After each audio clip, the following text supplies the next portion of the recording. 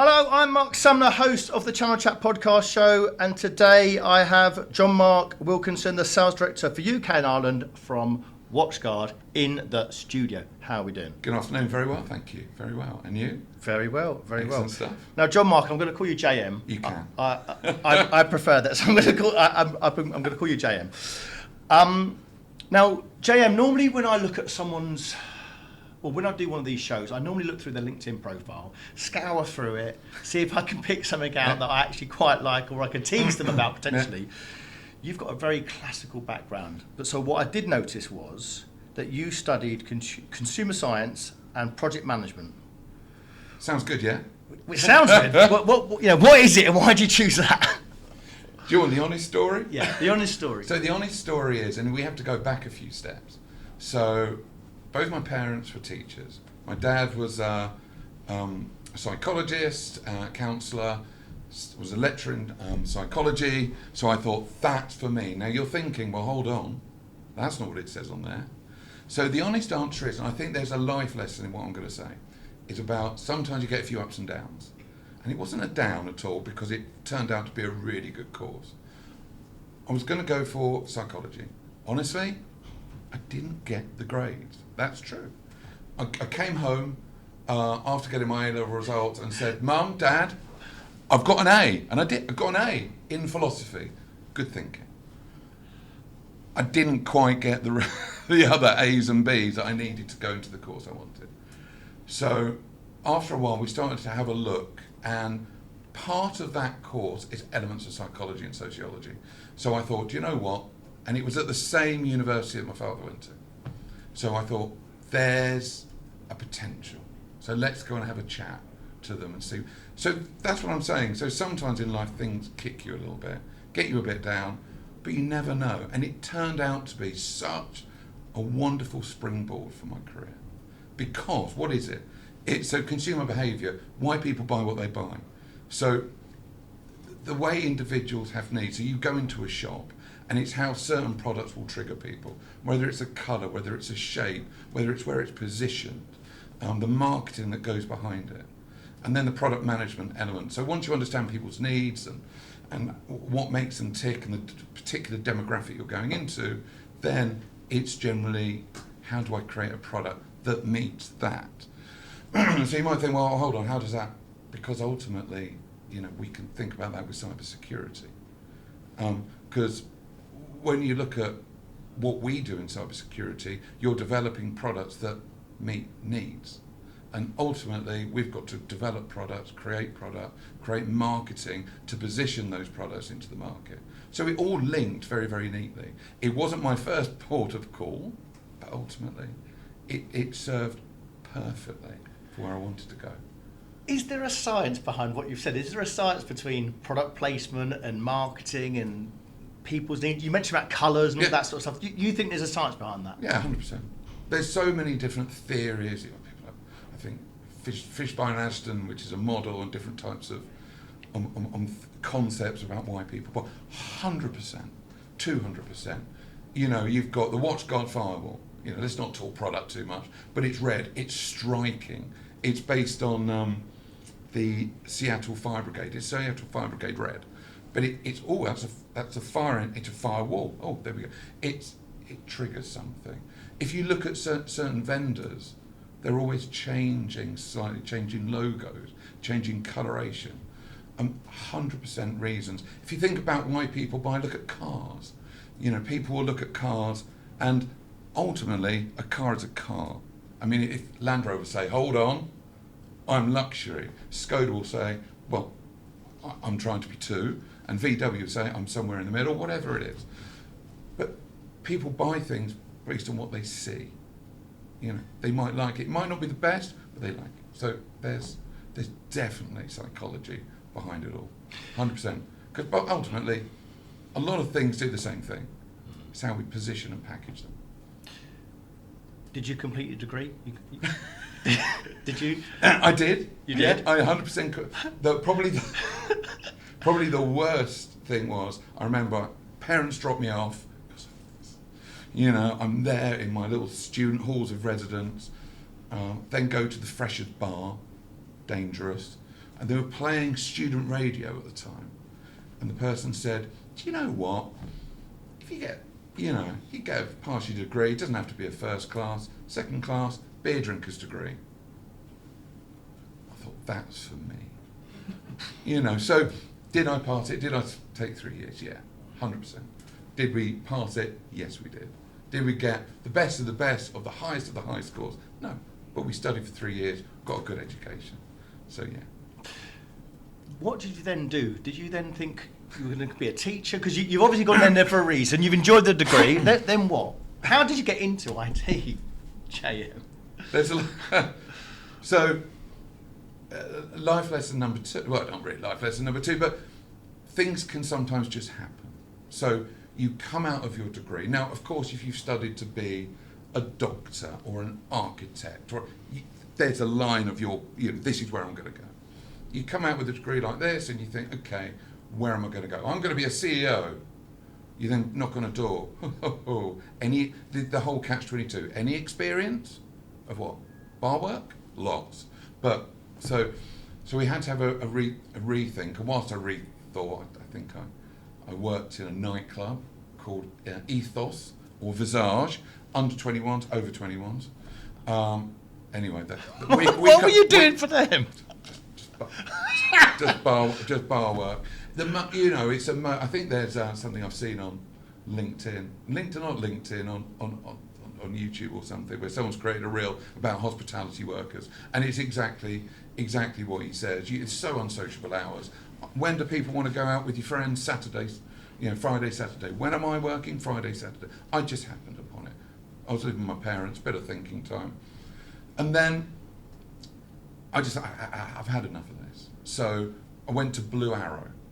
It was in Hemel. The agency. The agency. I did. I went for temp work. I thought, this is it. I'm going to go somehow. And they said, oh, have you heard of a company called 3Com? I mean, of course, yes. No. I'll go and work there. So they said, we've got a temporary contract, however long, 6 months, and you'll be working in this company. Now, we all know 3Com now. It was a huge company at the time. It was there up with Cisco. I had not a clue. And they got me in. They were opening up their European headquarters there. And it was just one of these wonderful head office, enterprise corporate buildings, had the gym, had the subsidised cafeteria, coffee shops on each. So to somebody of 22, your eyes opened. This is something I want to get involved with. I entered in the global logistics and services, the repair shop. Basically, things went wrong with people's networks. They called you, you helped them create RMA. But it gave you a great understanding and wealth of knowledge about what the products are, how they work, how they fit. Next step, I want to get into sales. Life lesson number 3. I was made redundant. And interesting, I was reading through the other day 3Com, because I just went back and had a look.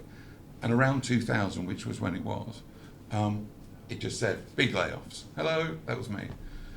But again, you learn to live with these things. And certainly in the channel industry, a vendor land, resale level, distribute, these things happen, right? And the life lesson is don't take them too personally. There are other things out there, and as you can see, it didn't hold me back. We went on and we developed a great career. Your first break into sales, where is it? At Westcon. A distributor. A distributor. So I worked there as their service. They were creating a new team to develop service sales, and this was all around break fix. So looking at people's networks, talking to resellers, selling through the reseller, and providing services. Your firewall goes down, your switch, your network, your core router goes down. We'll send next day delivery products out. It was interesting. So it just was exciting because first time you had a quota, first time you had to live in distribution month to month. I found it quite exciting. We did well, helpful, but some months you didn't. So you had to learn to roll with that. But ultimately, that's where I first got in. And then you moved up. First step into a vendor. How did it happen? So it was a bit of a roundabout route. After Westcon, I went to work for a reseller in the city, and they're still there, called Computer Security Technologies Limited, or CSTL. Big semantic reseller. So I went to work there.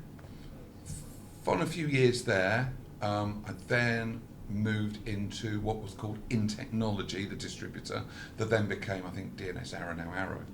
Yeah. And then I was headed up their semantic team for the security piece. So I was there for a few more years, and then Semantic said, hello, would you like to come and work for us? You know, it was all agreed within. Obviously, they didn't just come and poach, but they come and said, I said, 100%. You know, this is where, you know, I've worked at a vendor before, 3Com, but yes, semantic is where it all started. Do you think distribution is a great grounding to start your career? Do you think it's a natural evolution to go into a vendor? Is it like an academy? They would hate that. I don't know. I think sometimes people see it as a bit of a platform because you've got that direct interface with the vendor, of course. But I think, honestly, the distributors I've worked for and now work with, there's huge careers that you can get within distribution.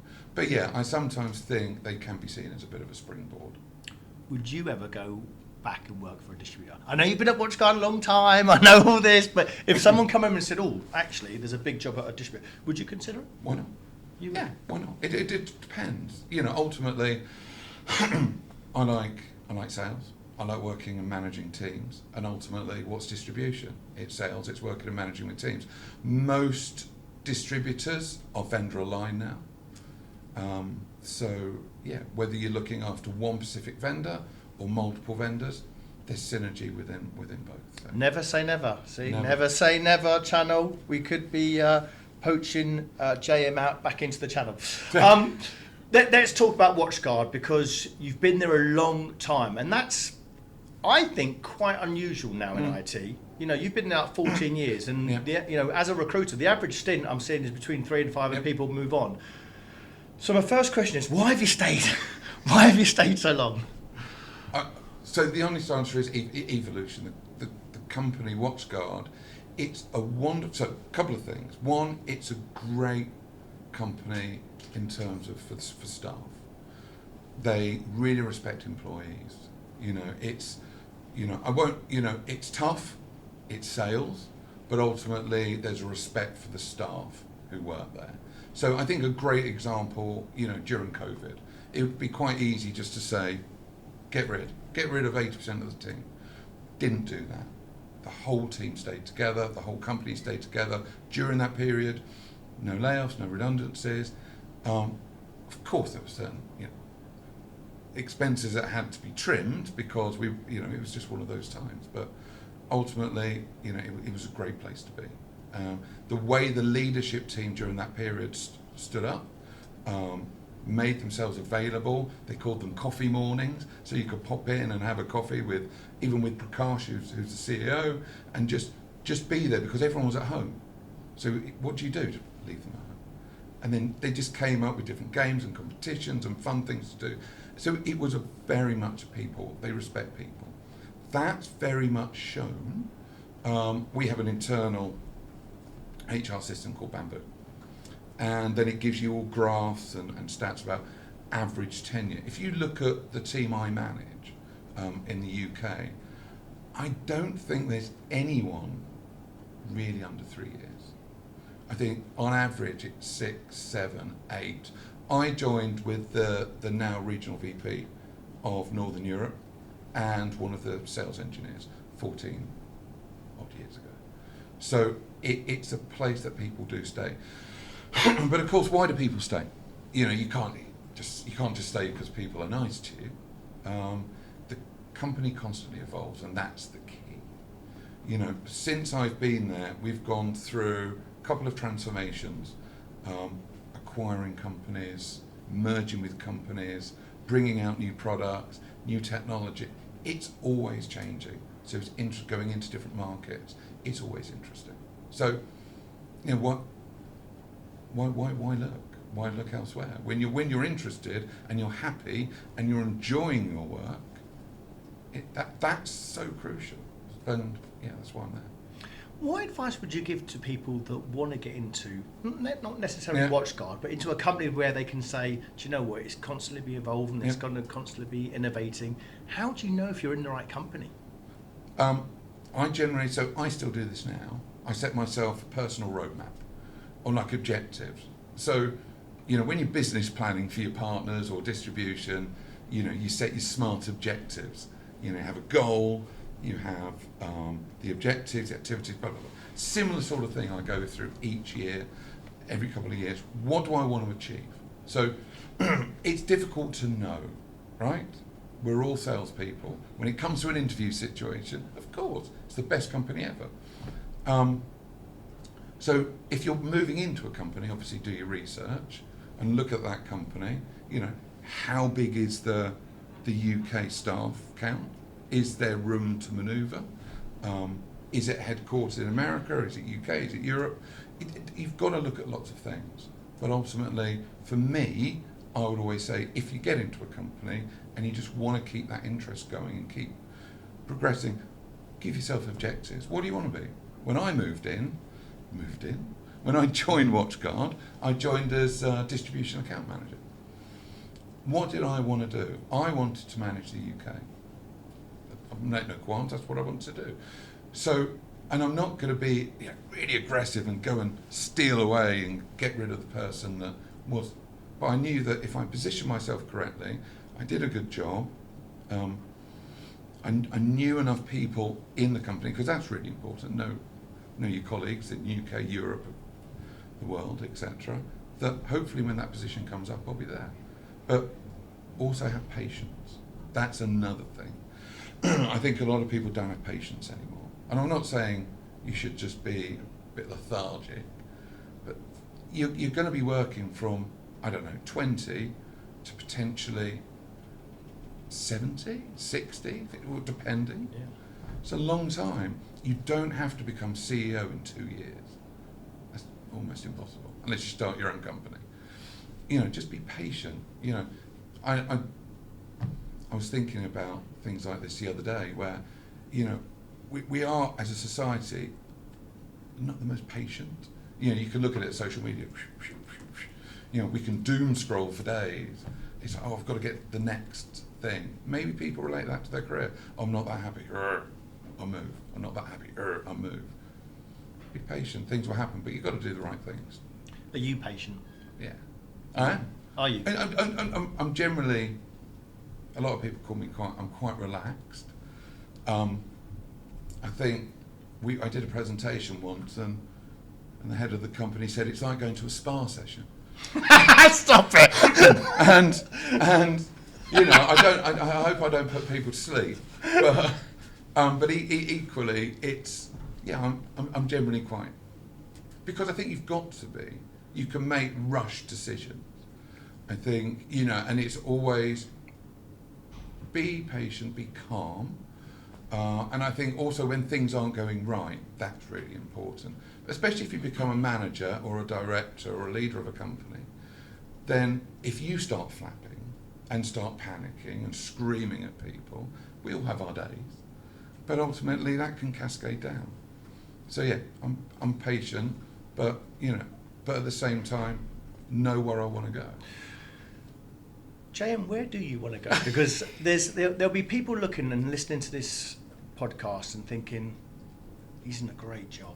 He's been there a long time. He's probably very successful. He's doing very, very well. Have you got your own ambitions to sort of move into a CEO role, or do you think, do you know what? See what happens. I think you never, yeah, that from a C level will be the next. VP C level, of course, that's a goal. Whether it will come tomorrow, whether it will come next year, whether it will happen in WatchGuard, you just don't know these things. Again, it has to be that right timing, etc. But where I am at the moment, I'm happy. The company's doing well, The UK is doing well, which is a great place to be, right? The team around me is strong. It's a lovely place to be. So ultimately, where do I want to be? We'll see. But ultimately, I'm happy where I am. Now, JM, you're a sales leader, and I don't want some big WatchGuard pitch, but I am going to ask you this. In a crowded marketplace, Yep. with loads of vendors, quite frankly, I can't even keep up with them. There's so many. How do you stand out? How do you differentiate yourself from all the other vendors that are trying to get in front of these partners all the time? Why WatchGuard? Just red. Isn't it? We go back to the start. It's red.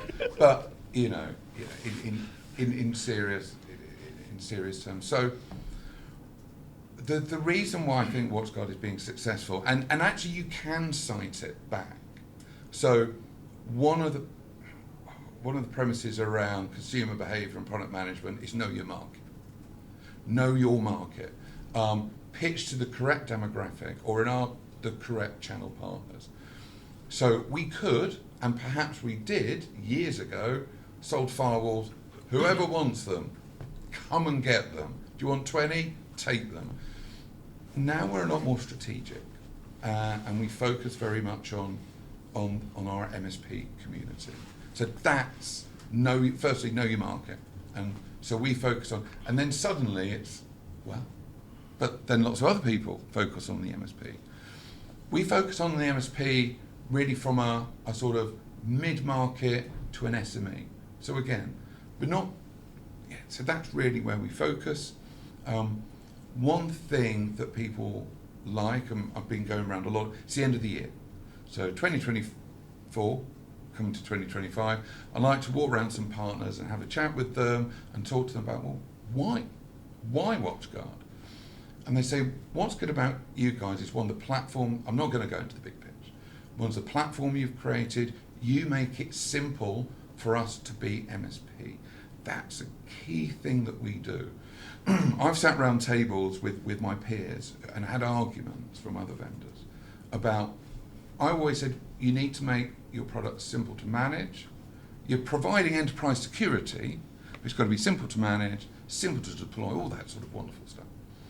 And a lot of people, no. You've got to make it really complicated. Why? I love my iPhone, other brands available, but I love my iPhone. Simple. You can use it, it works. That's WatchGuard. And certainly when you're focusing on the demographic, the channel partners we are, they don't have thousands of engineers. They have small teams. The customers we're working with don't have thousands of engineers. They have a few. So we need to make that, and that's resonated with them. How do you like to engage with your partners? And I'll give you a bit of background to that because people are talking about doing events, InfoSec, distribution doing events, floor walks, all these sort of stuff. What is the best way to engage with your partners and so they can get the most out of a vendor like you? Small events. Small events. When I say small, so I said that very quickly. I did. So when I say it's getting, so generally what we'll do is we'll run typically roadshow style events. So a couple of things, a couple of events that work, roadshow style events. So we'll go around the country and working with a small group of partners where we can have interactive, engaged conversations. So sometimes it's great if you get the right people in the room. You can have a big auditorium. People will ask questions. You don't. It's the tumbleweed, and it's very hard work. So the small roadshow works. Going round, telling partners how we can help their business grow. The other thing that we're looking to do, I think more for next year, that we've done in the past, but definitely more next year, is working with analysts. So working with, whether it be Gartner, Canalys, etc., and getting their objective view, and then talking to partners how we can layer into that. Because of course with our partners, they're selling to customers, so they need a vehicle or a message to take. So I find those things work. How do you get the right people to turn up at these events? Because when I go to events, and I see events all the time, I turn up, the wrong people are in the room, and it's almost turned into like a I wouldn't say a glorified piss up, but it almost just turns up to have an event for the sake of an event. How do you monitor if it's a good event or a bad event, or if you've got a return on it? I mean, the easiest way is how many opportunities we got on the back of Salesforce. That's It is as simple as that. It can. It's can. the easy way. But realistically, it's tough. It can be tough to get the right people in the room to engage. And who do you want there? You want decision makers in the room. You want somebody that if you're talking about X technology and the analyst is talking about why reason to deploy this technology, they can then take it back and say, I know you guys in technical want this. I'm telling you, this is the way. And that can help. So but it is tough to get the people. So perhaps engaging with third parties who've got knowledge of CROs and new CROs as well. CROs or C-level team that can come on board and come to the sessions. That can help as well. Your go-to-market for new partners. Yeah. How would a new partner engage with WatchGuard? How are you getting into new partners in the market? It's so we have what we call the partner ecosystem growth team, the global partner ecosystem growth team, which was set up a couple of years back. So we have a very focused team on new. So, and one of the reasons we did it, and this happens for all vendors, you naturally will get new partners. The skill is to ensure that those partners continue to buy. You know, someone will a customer calls up X reseller, I want X product. They call us, okay, we've sold it to you. But they've got no real interest in WatchGuard. They may not have whatever company it is or vendor. It's the skill to then engage with that partner. So we do twofold. One, we do a lot of direct calling just to bases. So we've got Salesforce. It's got a huge amount of partner information in there that we've put in there over the years. I'd love to say they all buy from us, but that's just the world, they don't. So it's going back in there, proactively calling. Working with distribution, very closely. They're a real, it's a huge focus for us. And they're individually setting up new partner recruitment teams as well, which we work directly with. So it's tough. I'm not going to say it's easy, but it's tough. But the key thing is, I think, again, as any vendor, you will get partners coming to you. It's once they come to you, don't just do that one-off sale. It's continually working with them and growing their business. How do you get the best out of a distributor? How does a vendor like you get the best out of a distributor? Now, I know our sponsor is Infinigate, but that's just one distributor. Yeah. But let's talk generally. How do you get the best out of a distributor? It's working jointly. I mean, you know, simple as that. Don't dictate too much. You know, if we think about so the way we segment our channel, you know, in terms of partners, different types of partners, distributors, it's all about working with them to see how we can best grow. And that's just what we do. And maybe that's going back to a previous question, why people like us, why people like WatchGuard. I'm not just interested in the one unit sale. I want to work with you as an MSP or a value-added reseller. How can we work together? So it may be saying to Infinigate, saying to distribution, this is what we want to do. How is that fitting in with your business for 2025, 2024? You know, you're looking to grow X. Well, we could do that via Y, and then we can link in with their business. So it's working together and just making sure that our goals are aligned. And that's the key. Because if I start dictating to them, do this, do that, no, I want to do that and that. Well, okay, well, maybe we can compromise.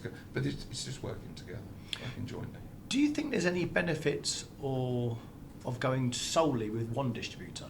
Would you think most vendors like going with two, maybe three? We may have been asked, but you know,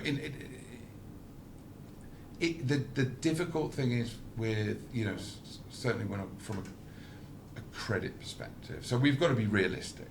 Partners have cash flow. and sometimes credit limits have to be applied across multiple distribution partners. So there will be, from a realistic, how would we deploy that? That will be one of the issues we'd feel. Is there a reason where we could see a benefit going with one? I think different disties bring different. Some focus very much on, again, certain types of partners, others on others. Some look at breadth, some look at a focused nucleus of a few partners. So you could argue, and the only argument we'd have to cover off in our head is, can one distie realistically do all? I think we've got a great balance at the moment. Let's talk about industry trends that are happening in the market at the moment. How is the rise of AI and machine learning changing the way companies' security happens and affects them? I mean, everyone's mentioned it. I mean, I could walk out the door probably and ask, and anybody talks about AI. Whether individuals using ChatGPT, whether Microsoft or etc. But from a security perspective, it's, I think customers and cybersecurity, it's a worry, it's a concern, and it's definitely a threat. It's interesting. It's almost like a cybersecurity superpower, you could say. With great something comes great responsibility. AI in the wrong hands can be quite dangerous. So we're certainly seeing AI from a threat actor perspective being used to craft different types of viruses very quickly. More again, let's go. God, my degree was actually quite good. We go back. Go back to the degree. One of the reasons people buy things is because of persuasive marketing. Look at threats out there at the moment. People generally click on phishing emails if they're persuasive, not the ones that say you could win $1 million. They're in strange, broken sort of language, but the ones that look good. AI gives you that ability to even change the most simplest threat. However, it can be used for good as well, and we use a lot of it in our products that I'm sure we can talk about. But yeah, so I think it's shaping it because people are seeing a threat. So vendors like ourselves have to react to it, and customers certainly need to be aware of it. But again, they're using it for positives as well. In 2025, what excites you about the future of WatchGuard? What can partners expect from WatchGuard? Everything. Come on, world domination. It's no. So again, going back to one of your questions, why have I been there for 14 years? It's the C-level team that we've got in place at the moment are always evolving. So for 2025, honestly, I'm so excited. We've thrown so much money into development, R&D, which enables us to execute on roadmaps. 2025 looks so good. From the different types of products that we're going to bring out to enable our customers and our partners, so our partners to offer services to their customers. There's so much. So one of the big things we'll see in 2025, certainly it's so. How do we pitch WatchGuard? But we're looking at sort of threat surfaces, attack surfaces, and how the threat actor now has access, and the companies that they're trying to hack are spread across all different environments, all different networks. One of the things that we're going to be looking at is sort of more of a SASE type approach, looking at firewall as service, etc.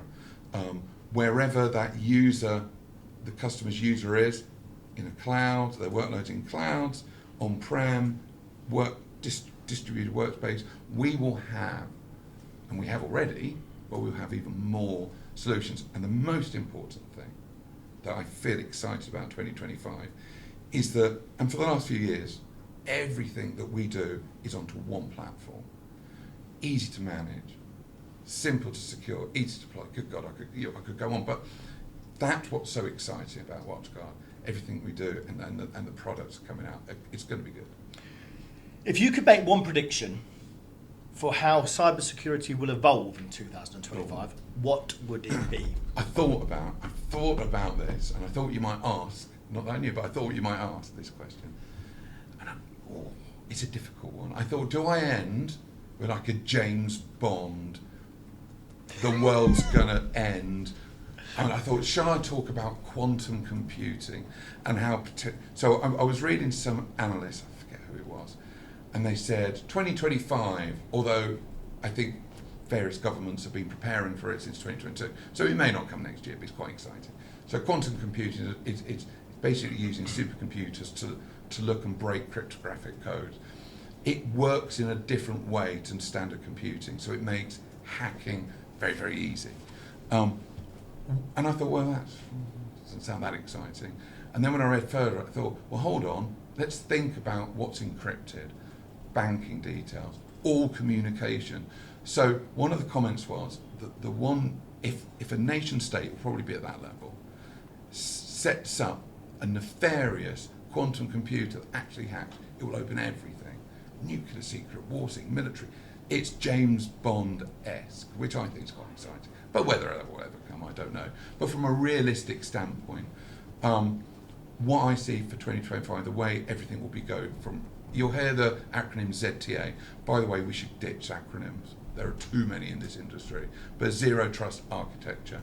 The fact of the matter is, you've got to be able to secure that individual wherever they are, and you can only allow those people that you know to access your network. That's going to be a big thing. It's already coming and there, but it will develop. So people looking to deploy and needing to secure wherever that individual is, same level. Because you think about it, I'm at home sometimes, you're at home sometimes working. Again, going back to the degree, from a sociology and psychology perspective, you look at individuals, their behaviour is different when they work at home. You know, my wife will probably say, I'm awful at home. I get into a real work mode. So maybe I'm the exception to the rule. However, a lot of people, a lot easier when they're at home, maybe things will slip. But anyway. JM, my last question for you, Yeah. and I don't want you to sit on the fence, and I don't want you to say, I love all my partners the same, and all this sort of nonsense. Yeah. I want a proper answer. 2025, which partner do you think will do well, in your opinion? Individual partner. Come on. Come on, you can do it. Your opinion, who's going to do well? So, it's such a crikey. That's why it's the last question. That's a great question. I have to answer it a different way because I'll get shot. But now, ultimately, I think the partners, and there are a good few that we've got. The partners, and let me cite one. We have a give us one. Give us one you think will do well. We have a great partner that we recently recruited. We talked about recruitment. Back end start of this year, called Central IT. Okay, never heard. Great partner. The partner themselves, they've really bought into everything we do. Now, one of the big pushes for us for years is the whole cross-sell piece. Partners are welcome to sell one or all of our products, but we honestly feel the strength is in the platform, and that platform's strength is being able to ingest feeds from all our products, and that's fed into a log correlation engine called ThreatSync. We can now do it for other products as well. So we're sometimes vendor agnostic. But they've taken it all, taken it to market, provided